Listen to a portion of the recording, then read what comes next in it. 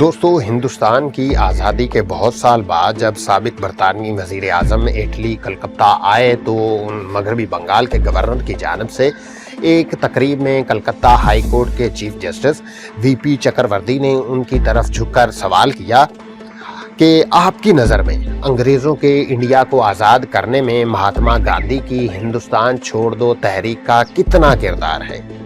السلام علیکم دوستو، میں ہوں محمد ذیشان اور کریڈیبل آسی میں آپ سب کا خیر مقدم ہے۔ دوستو، اٹلی کے جواب نے وہاں موجود لوگوں کو حیرت میں مبتلا کر دیا۔ انہوں نے کہا کہ ہم گاندھی کی تحریک سے نپٹنے میں کامیاب ہو گئے تھے، لیکن ہندوستانی سیکیورٹی فورسز میں بے چینی اور خاص طور پر ہندوستانی بحریہ کے جوانوں کی بغاوت نے ہمیں وقت سے پہلے ہندوستان چھوڑنے پر مجبور کیا۔ بر صغیر کی بات کی جائے تو یہاں بسنے والے عام افراد کی نظر میں اس خطے میں انگریزوں کے خلاف صرف ایک بڑی بغاوت ہوئی تھی، یعنی 1857 میں جب ہندوستانی سپاہیوں نے انگریزوں کے خلاف بغاوت کر دی تھی۔ مگر اٹلی جس بغاوت کا ذکر کر رہے تھے وہ 18 فروری 1946 کو ہوئی تھی، جس میں تقریباً 2000 ہندوستانی بحریہ کے جوانوں نے شرکت کی تھی اور سیکیورٹی فورسز کی فائرنگ سے لگ بھگ 400 افراد ہلاک ہو گئے تھے۔ بحریہ کے ان باغی جوانوں نے بمبئی کے آس پاس سمندر میں کھڑے جہازوں پر قبضہ کر لیا تھا اور اپنی 4 انچ توپوں کا رخ گیٹ وے آف انڈیا کی طرف موڑ دیا اور انگریزوں کو تنبیہ کی کہ اگر نقصان پہنچایا گیا انہیں تو یہ عمارتیں منہدم کر دی جائیں گی۔ یہ بغاوت 18 فروری 1946 کو اس وقت شروع ہوئی جب بحریہ کے جوانوں نے نعرہ لگایا کہ کھانا نہیں تو کام بھی نہیں۔ انہوں نے خراب کھانا دینے کے خلاف احتجاج کرتے ہوئے افسروں کی بات ماننے سے انکار کر دیا تھا۔ انٹولڈ سٹوری 1947 میں درج ہے کہ اس وقت بحریہ کے جوانوں کو ناشتے میں دال اور ڈبل روٹی دی جاتی تھی۔ ہر دن ایک ہی قسم کی دال دی جاتی تھی، یہاں تک کہ دن کے کھانے میں بھی اسی دال میں پانی ملا کر چاول کے ساتھ پیش کیا جاتا تھا۔ 17 فروری کی شام کو ہی 29 بحریہ کے جوانوں نے احتجاجاً کھانا بند کر دیا، کھانا نہیں کھایا۔ اس وقت سیکیورٹی پر تعینات آفیسر بترا نے نہ تو ان کی شکایات پر توجہ دینے کی کوشش کی اور نہ ہی اپنے اعلیٰ عہدیداروں کو اس کی اطلاع دی۔ یہ نوجوان کھانا کھائے بغیر سو گئے۔ اگلے دن ناشتے میں پھر وہی دال ڈال دی گئی۔ بڑی تعداد میں بحریہ کے جوانوں نے ناشتہ کرنے سے انکار کر دیا اور نعرے بازی کرتے ہوئے کینٹین سے باہر آ گئے۔ انہیں بحریہ کے جوانوں کی بغاوت پر 1946 نیول اپرائزنگ ڈیڈ شٹ دی امپائر نامی ایک کتاب میں لکھا ہے کہ تلوار پر بغاوت کی چنگاری ان کے دیوک آمد commanding officer Arthur Frederick King کے نسل پرستانہ طرز عمل کی وجہ سے بھڑکی تھی۔ احتجاجاً باغی جوانوں نے ان کی گاڑی کے ٹائر کی ہوا نکال دی اور اس کے بونٹ پر لکھ دیا ہندوستان چھوڑ دو۔ پھر اس پر بحریہ کے جوانوں نے، جن کی اوسطاً عمر تقریباً 15 سے 24 سال تھی، کہا گیا کہ اب بہت ہو گیا۔ پہلے تو انہوں نے کھانا کھانے سے انکار کر دیا اور اگلے دن سے کام کرنا بھی چھوڑ دیا۔ صبح کو جب کام کرنے کے لیے ہیگل بجایا گیا تو ان میں سے کوئی بھی وہاں نہیں پہنچا۔ تھوڑی دیر بعد بحریہ کے نوجوانوں نے ٹرکوں پر سوار ہو کر بمبئی کی سڑکوں پر نعرے بازی کی اور خبر پھیلنے لگی کہ حکومت کے خلاف کچھ بڑا ہونے والا ہے۔ یہ جوان سبھاش چندر بوس کی انڈین نیشنل آرمی سے متاثر تھے اور وہ بمبئی کے لوگوں کو بھی اپنی تحریک میں شامل کرنا چاہتے تھے۔ دوستو، انتظامیہ ایک طرح سے مفلوج ہو کر رہ گئی تھی اور بحریہ کے جوانوں نے امریکی لائبریری سے امریکی جھنڈا اتار کر جلا دیا تھا۔ انہوں نے لارنس اور میو جیسی یورپی ملکیت والی دکانوں پر پتھراؤ شروع کر دیا۔ بہت سارے ہندوستانی دکانداروں نے آیا خوف سے یا پھر بحریہ کے جوانوں کے حمایت میں اپنی دکانیں بند کر دی۔ 19 فروری تک بمبئی کے تمام 11 بحری یونٹوں کے تقریباً 20,000 جوان بغاوت میں شامل ہو گئے۔ اگلے 4 دنوں تک بھوک ہڑتال جاری رہی۔ دونوں طرف سے ایک دوسرے کو دھمکایا جاتا رہا۔ बहरिया के जवानों ने बंबई की बंदरगाह के गिर्द 22 बहरी जहाजों पर कब्जा कर लिया। हर जहाज से बरतानवी निशान और झंडे उतार कर कांग्रेस, मुस्लिम लीग और इंडियन कम्युनिस्ट पार्टी के झंडे लगा दिए गए। बरतानवी हुकूमत ने बैरकों को पानी और बिजली की फरहमी मुअत्तल कर दी। उन्होंने बागियों को संगीन नताइज की धमकियां दी और यहाँ तक कहा कि वो रॉयल इंडियन नेवी का वजूद ही खत्म कर देंगे। अंग्रेजों ने बहरिया के जवानों को डराने के लिए बंदरगाह के ऊपर बहुत कम बुलंदी पर जंगी जहाज भी उड़ाए। हिंदुस्तानी बहरिया में बंबई के फ्लैग ऑफिसर ने रेडियो पर पैगाम नशर करते हुए बगावत करने वाले जवानों को गैर मशरूत हथियार डालने की अपील की। उस बगावत को कुचलने के लिए सबसे ताकतवर बरतानवी जहाज गलागो से कहा गया था कि वो फौरी श्रीलंका में ट्रैंकोमाली से बंबई के लिए कूच करें। जब उन बहरिया के जवानों का खाना पानी रोक दिया गया तो तलवार के आसपास जितने भी ईरानी और पारसी होटल थे वो खाने के पैकेट बनाकर गेट वे ऑफ इंडिया तक पहुंचाते गए और वहां से कश्तियों के जरिए वो खाना जहाज़ों तक ले जाया जाता।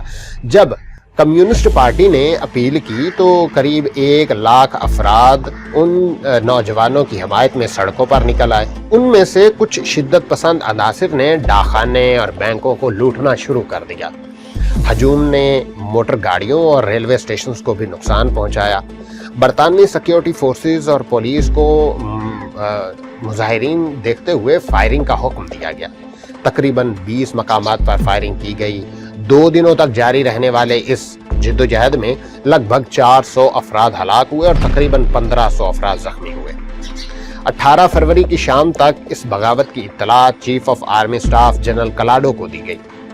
उन्होंने वासराय लॉर्ड वेबल को वाकयात की पेशरफ से आगाह किया। हिंदुस्तानी बहरिया के चीफ एडमिरल J.H. कोवडी के तैयारे ने एयरपोर्ट पर भी अभी लैंड ही किया था कि उन्हें बगावत के बारे में एक खुफिया पैगाम पहुंचाया गया। उन्होंने उसी वक्त दिल्ली वापसी का फैसला किया। दूसरे दिन वो खसूसी तैयारे के जरिए बंबई पहुंचे। इस वाक़े पर दिल्ली के कौंसिल हाउसेस में ज़बरदस्त बहस हुई। वज़ीर आज़म इटली और वासराय वेवल के दफातर के माबैन तारों की झड़ी सी लग गई। अगर 18 फरवरी को ही बागियों के साथ हमदर्दाना सलूक किया जाता तो उस बगावत को दबाया जा सकता था, लेकिन अंग्रेजों को सन 1857 की बगावत याद आ रही थी। उन्हें खदशा था कि ये बगावत कहीं 1857 की तरह वसी शक्ल इख्तियार न कर ले, इसलिए उन्होंने तय किया कि वो उसे पूरी ताकत से कुचल देंगे। महात्मा गांधी ने ये कहते हुए इस बगावत की मुखालफत की कि ये उनके अदम तशद्दुद के असूलों के खिलाफ है। कम्युनिस्ट पार्टी ने न सिर्फ इस बगावत की हिमायत की बल्कि फौजियों को हथियार न डालने की तरगीब भी दे दी।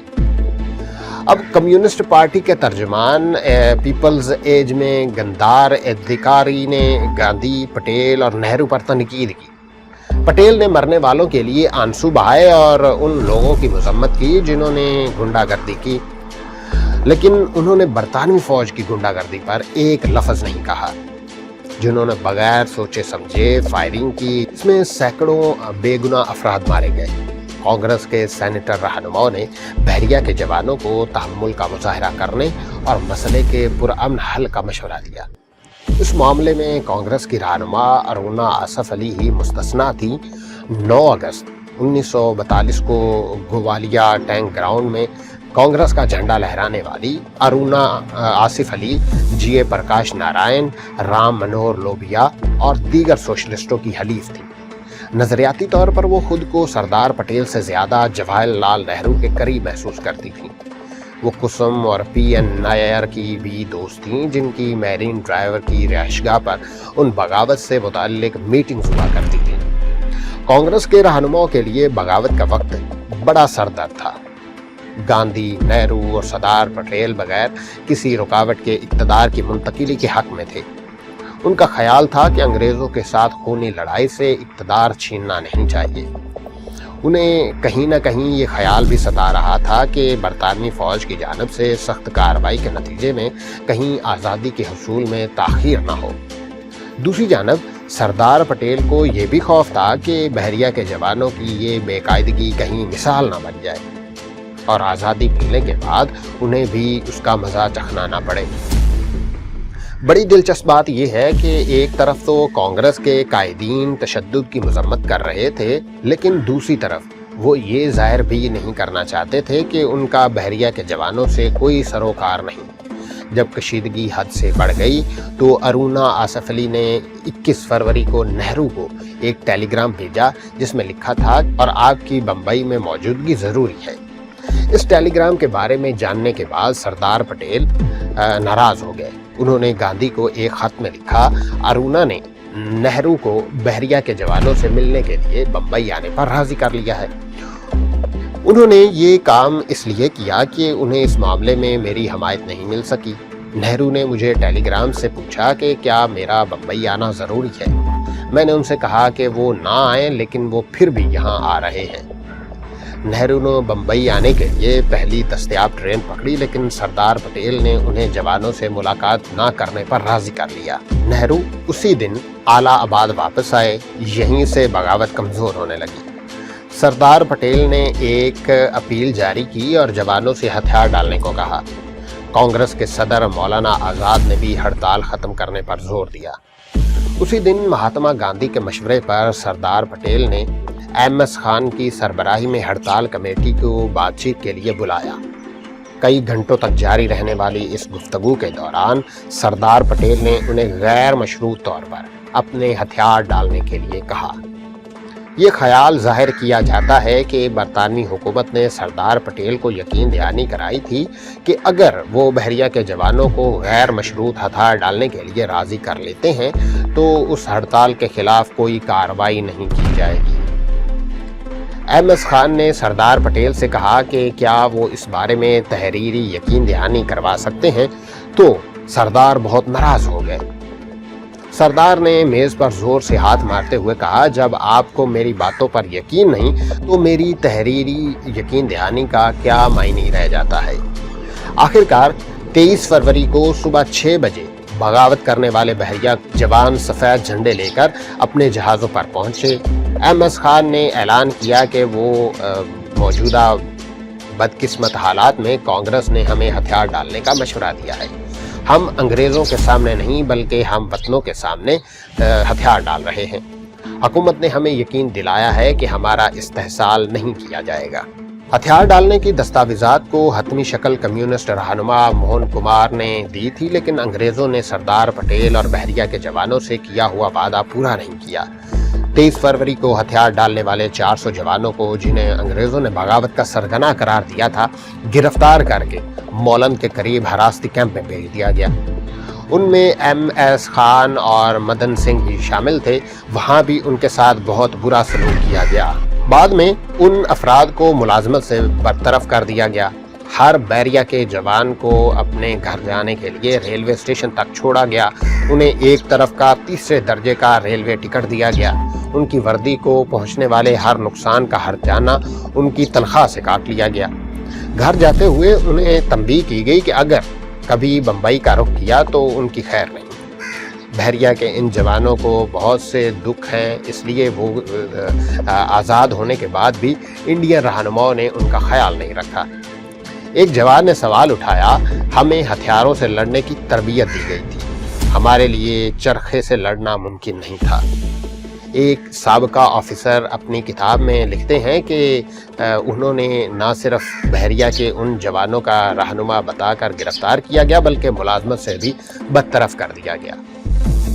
دوسری جنگ عظیم کے بعد جہاں جواہر لال نہرو نے انڈین نیشنل کانگریس کے جوانوں کے خلاف جاری مقدمے کی سماعت میں ان کی مدد کے لیے برسوں بعد اپنی وکالت کا کالا کوٹ زیرتن کیا، وہیں انگریزوں کے خلاف بغاوت کا بغل بجانے ان بحریہ کے جوانوں کو نہ تو بحال کیا گیا اور نہ ہی انہیں مجاہد آزادی کا درجہ دیا گیا۔ انہیں ایک طرح سے فراموش کر دیا گیا۔ ان کے کاموں کو ہندوستانی تاریخ میں وہ مقام نہیں مل سکا جس کے وہ حقدار تھے۔ ہمارے چینل کو سبسکرائب کر کے بیل آئیکن پر ضرور کلک کریں۔